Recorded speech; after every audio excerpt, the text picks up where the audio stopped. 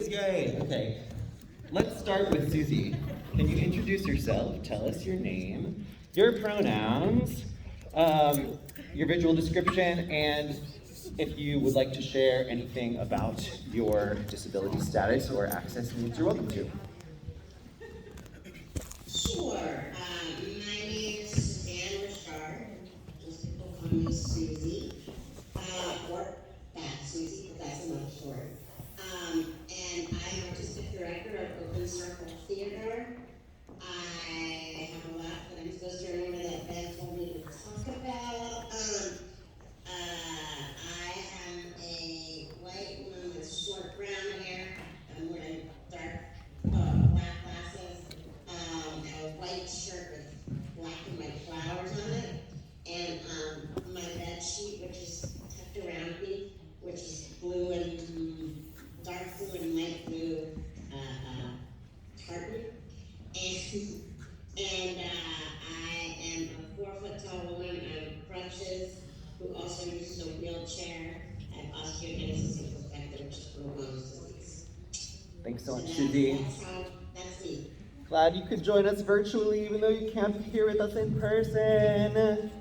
Everyone's saying yay. Mervyn, would you like to introduce yourself? Tell us your name, your pronouns, your visual description, and if you want to share anything about your disability status or access needs. You're talking to me? Okay, sure. Hello, everyone. My name is Mervyn Promote O'Brien. This is my sign name. My pronouns are he and they. I have long locks, black skin. You see my wedding ring here on my finger. I have a maroon plaid shirt and blazer. And I'm deaf. I'm a dancer, I have my own foundation, I'm a traveling performer, I wear a lot of different hats, but that's me in summary. Thank you. My name's Jessica Wallach. I am a short white woman with gray blonde hair. I have green eyes. I'm wearing a jacket that is quilted and tan and a black shirt. And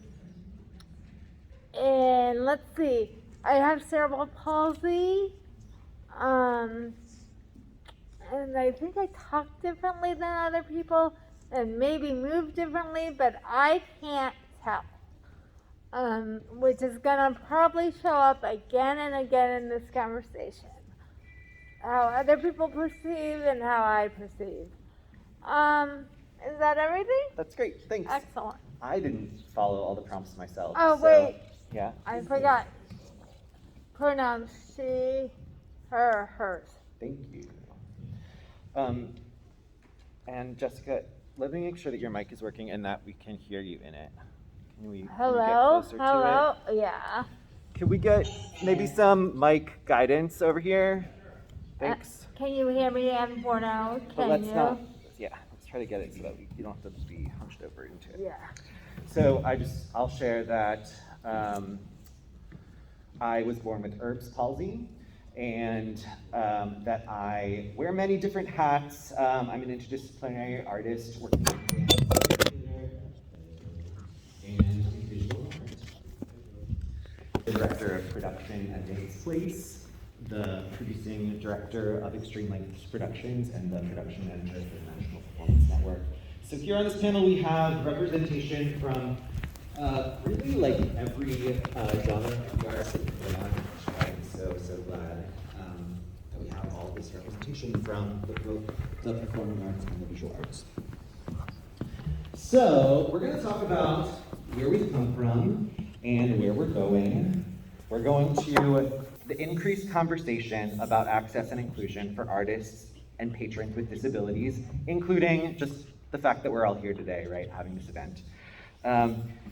We're going to acknowledge the huge amount of work that's still to be done and discuss next steps about how to advance the conversation.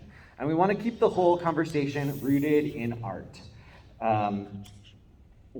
thinking about this question of why artists must be agents for change.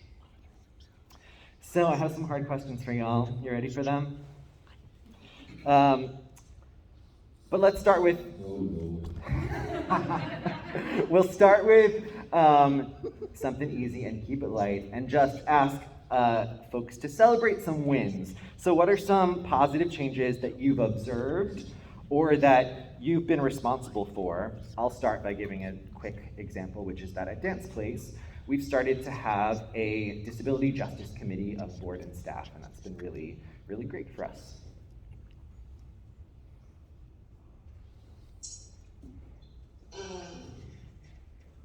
You sprang that one on me. So this is Susie. I have noticed that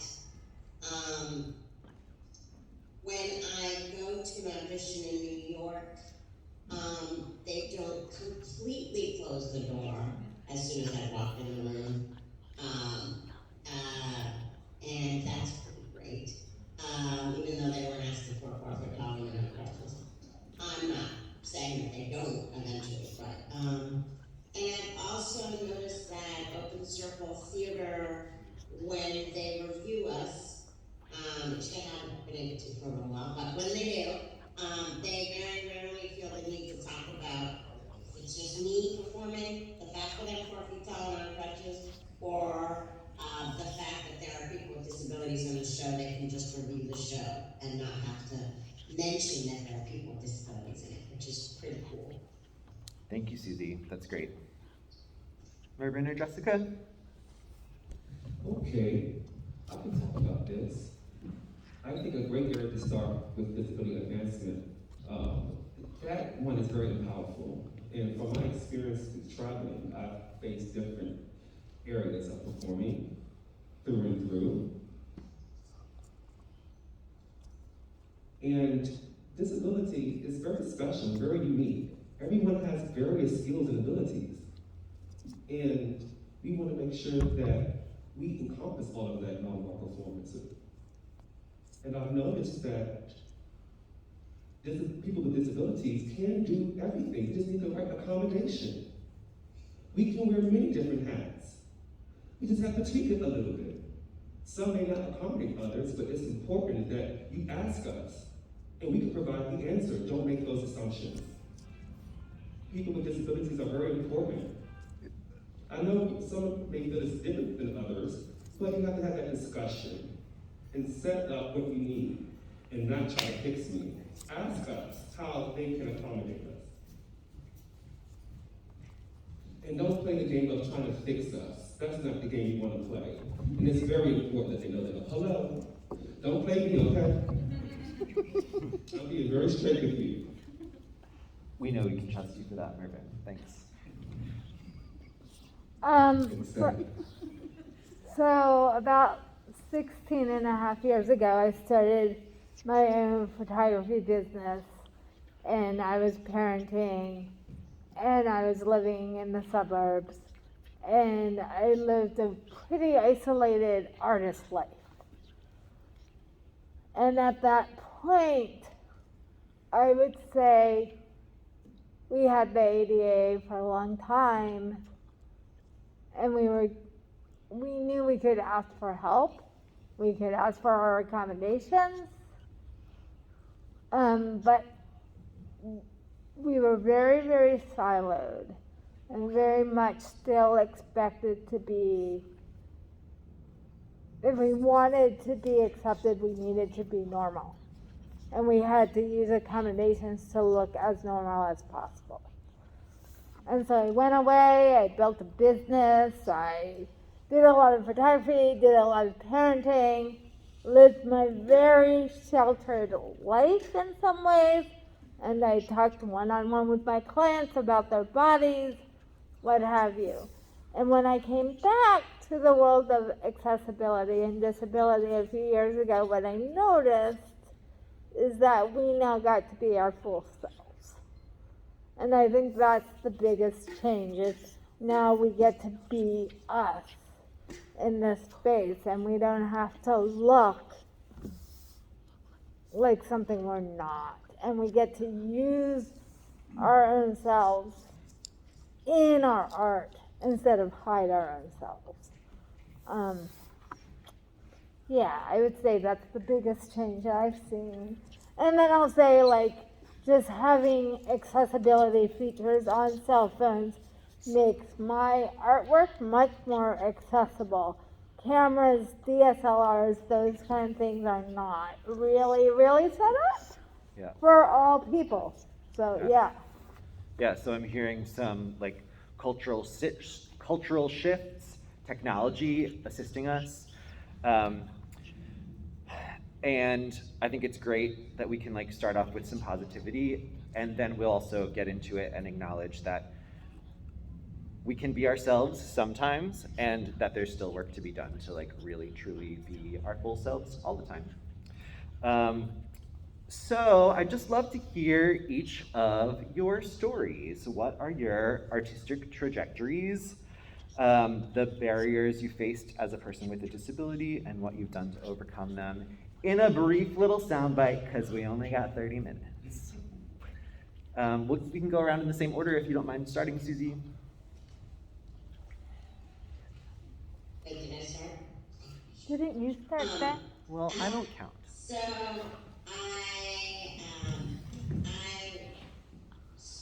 I wanted to be an actor since I was out of the womb, and my parents couldn't figure it out, but whatever. Once I dragged my mom back to the Adventure Theater to audition for a show that I saw, there were auditions for the next day, and I got it. They were like, oh. So I've been acting professionally since I was 12, and I went to Chapel Hill, University of North Carolina at Chapel Hill. And basically what I had to do was make sure nobody thought of me as having a disability. And then I could play all the roles that I wanted to play. They still didn't always cast me as the ingenue, much to my chagrin, but I still I worked a lot. And then there was in the theater world, there's a little union, non-union step that you have to take. And I waited a long time to take it. And then finally I went union, and that severely slowed down my job acquisition.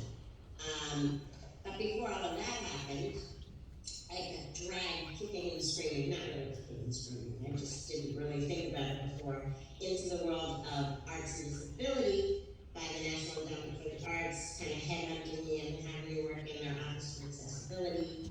As an accessibility specialist there. When I had to leave that job, I then started Open Circle Theater, which showcases artists with and without disabilities. Now I say we focus on promoting careers in the arts for people with disabilities. So that's what we do there. I've been able to do some directing there, but we brought in other directors. I try not to perform in my shows at Mental Hospital because it's the worst for me. Going forward, now that I'm a union actor, you can see me in Our Town at Shakespeare Theater. It's pretty I am slowly starting to make headway in that world, and I'm so grateful to be part of this new explosion of theater and disability that's happening all around the country, all around the world, and looking forward to an amazing growth in that area. Thanks so much, Susie. Mervyn, you want to tell us about yourself? Sure. In my experience as a performer, dancing and acting, I've been doing that since many years now, traveling and performing, about 27 years now. And I think I first got my first music video in New York City. Do you guys know Gladys Knight and the Pips? The song Midnight Train to Georgia? That artist, yes. She chose me for a music video, but I didn't know what to do. I had to really embody a different character. Also with sign language involved. So that was my experience. And that was a 2-day shoot. And later in New York City, Brandon Maddox. Brandon Maddox, another interpreter, contacted me in New York and told me that there was an event happening in Times Square for 1 month that they wanted me to be involved in. I didn't know what he was talking about. They said, no. Your music video is going to be in Times Square, showing in Times Square for 1 month. So my face was on the screens in New York City, in Times Square. So all the tourists, all the people walking by saw my face. And that was every night. And that was a huge inspiration for me. Because I faced so many barriers through my journey, my passion to get and achieve my goals through this process. And so I had this opportunity. And I realized that I was a performer, but I also wanted to spend some time working on my foundation, the Mervyn O'Brien Foundation. And that really focuses on people with HIV, BIPOC individuals living with HIV. I established that 5 years ago. And we're still a work in progress. We're making headway with our organization. And also, there also have been a lot of wins with disability equality. And I've also noticed there are a lot of privilege in different areas. When we talk about BIPOC, we need to make that an even playing field, where we have everyone on the same plane. Or someone to speak up that that's not right, or this is wrong. So I have to really shift gears and focus on different things and provide resources and support for those living with disabilities. Some are embarrassed, some are shameful, some may not have the correct words to put it. But I want to provide those resources so everyone is on an equal playing field. Roll up your sleeves to really foster that support and make it more accessible for deaf and hard of hearing or anyone. You just can't ignore one person. That person may be screaming for that attention, screaming for that accessibility, and it's hurtful. So I thought about how to make that successful. I couldn't ignore it anymore. I have to face these issues and fight for my community. So we all can have the same, and not one person without. You all have heard of white privilege, and we work towards trying to make our country equal as well. So I'm tired of seeing the suffering. It's very tiresome. Enough is enough. Enough is enough. So my foundation really helps. This is not an easy thing to navigate. There's a lot of obstacles.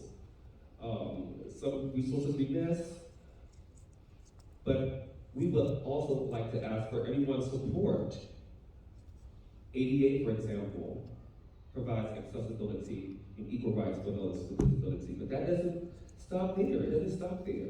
Like Susie said, in theater, we face a lot of different obstacles, whether it's based on your skills or your intellect or your face. But I'm a performer.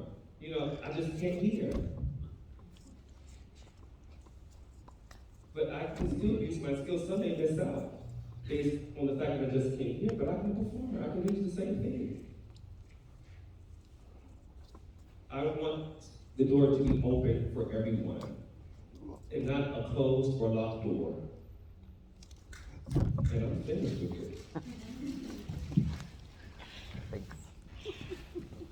So Jessica, tell us about your artistic trajectory, what barriers you faced, and how you've overcome them. So I think in some ways the barriers are technology based. Like, either you get a client or you don't as a visual artist, and you don't know whether it's because they don't like you or because of ableism. You don't know, right?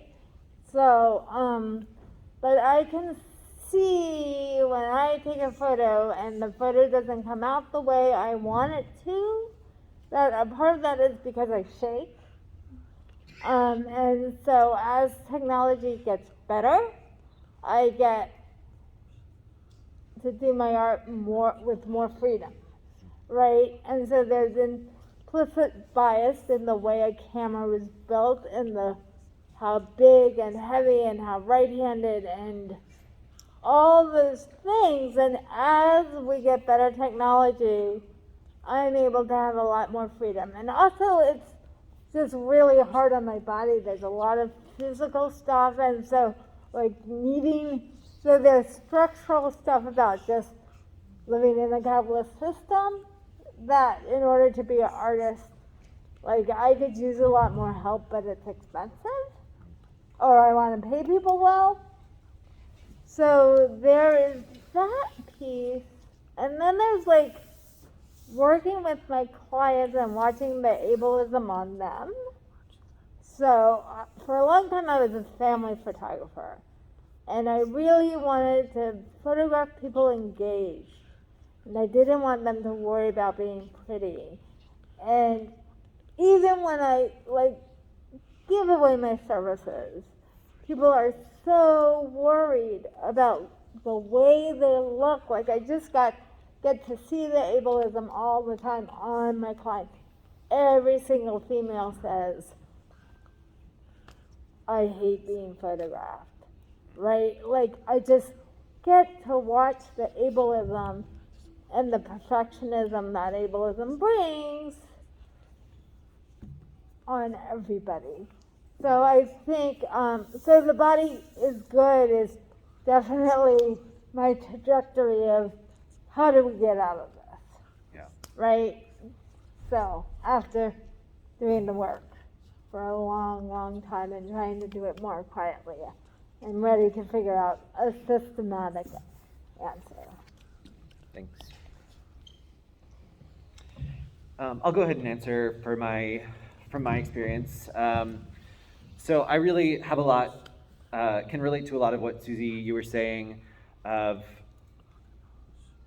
starting my career off in theater and also in dance without embracing my disabled identity, really trying to pass as able-bodied as I can if people are not particularly observant, or if I can hide it because of my own internal ableism.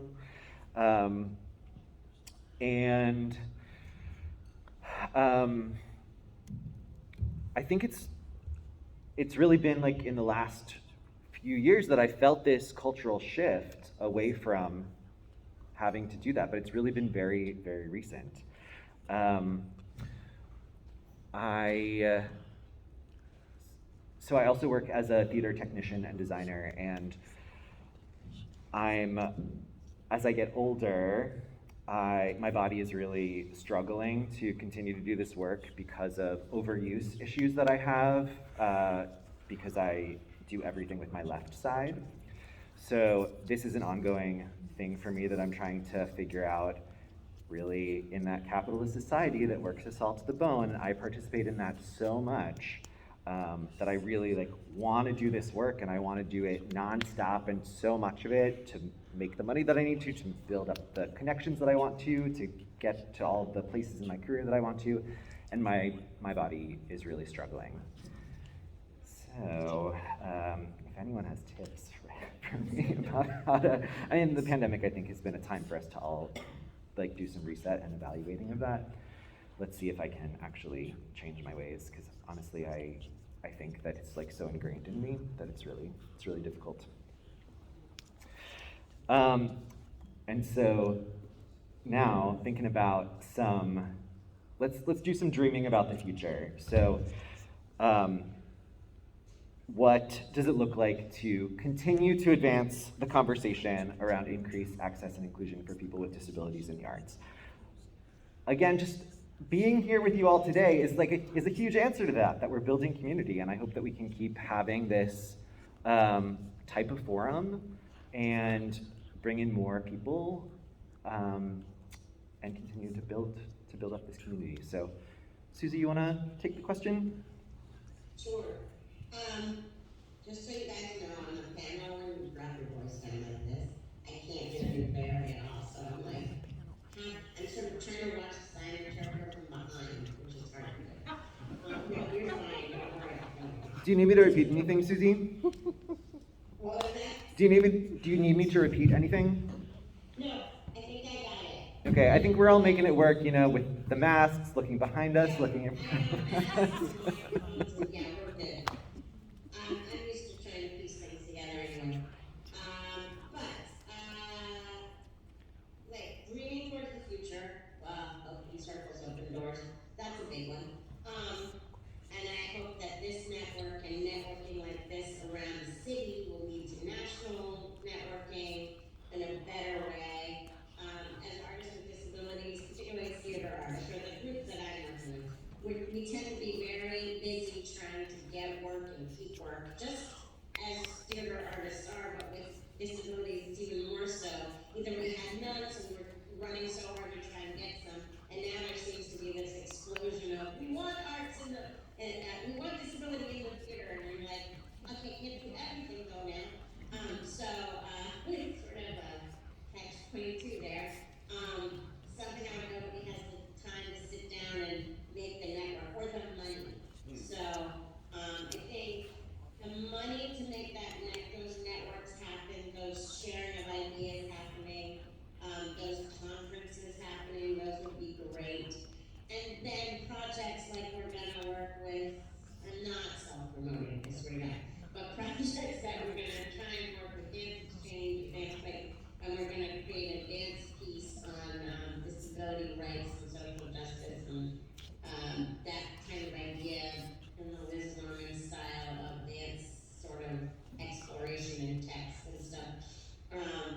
Because I think there's some education that we are always forced to do, so why not as artists be the ones doing the educating freely? So, and usually, the arts, if you're gonna make social change, start with the arts, so we can make it accessible to more people, not just for accessibility reasons, but because arts make things more accessible to people. So,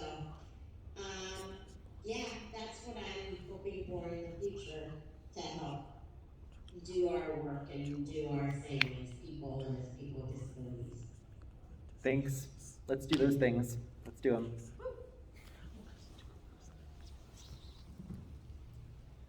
Yes, I second that. Do you mind if I join in on that, Susan? What was Okay. that? No, please join, yes, definitely. Okay, I was ready to go. So, a lot of power is there. And my goal is to work, is to document the lives through video in the transparency. Oftentimes it's overlooked, and people miss the whole point as it relates to disability. And access and inclusion for all. We need more diversity. BIPOC, hard of hearing, deaf, all of that. Intersectionalities. It's the system, which the system needs to change. We need to remove those old ways and focus on the human being. There's a lot of funding and grants for all, so why are so many people marginalized? Do you think only one group of people have a dream? No, dreams. We all have dreams. This is one America. One. Not the same mind, same blood. We have differences. And America is set to be free. Have your voice. Mean what we say. And work for your dream. My goal is for everyone to become united and become one. That would make such a beautiful moment in history. We remove all the barriers, remove all discrimination, all the inequities. That will make me happy. I'll be on cloud nine.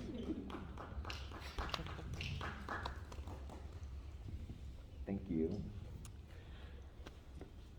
So, did I see we have 5 minutes? Yes. Okay, so I'm just gonna talk about what I'm hoping with the body is good.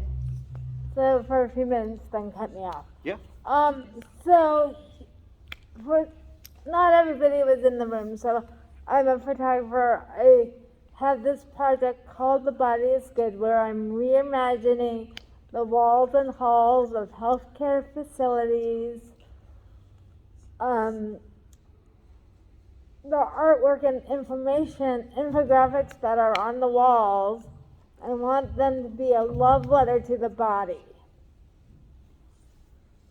Because when I go to the doctor, I get scared by what's on the walls or bored, one or the other. And I think there's a lot of time we spend waiting for good healthcare. Healthcare is where we focus and put our attention on our bodies. I'm not curing cancer by doing this, but I'm making it a safe space. And I think if we could make healthcare facilities a safe space through art, then we can really change the conversation, right? I just think ableism makes us all so afraid of using our bodies that we're not thoughtful, that we're terrified to go to the doctor, that it makes us all small. And so I want accurate information. I want a celebration of all bodies. There's a way that ableism is embedded in each oppression. And so this work is really huge. On the one hand, and really quiet on the other hand, and it's for everybody, right? And so my hope is that I can move the world forward in that way. And I'm hoping for more technological change. Yeah. Okay. Thank you. Thanks everyone for answering these questions. So we're out of time. We've just solved all of disability justice in 30 minutes.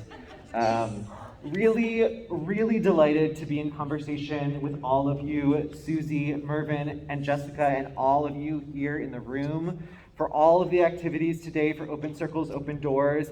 Let's give Susie and Jessica the hugest hand for being the primary organizers for today's events.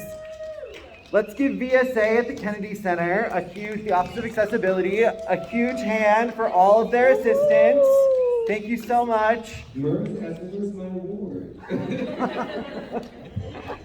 Susie, put that in the budget for next time. Thank you. Thanks, everyone. Yeah, if you haven't signed in over there to stay connected, please do. We really want to keep this community together and growing. Thank you. And now we got to clean up really fast.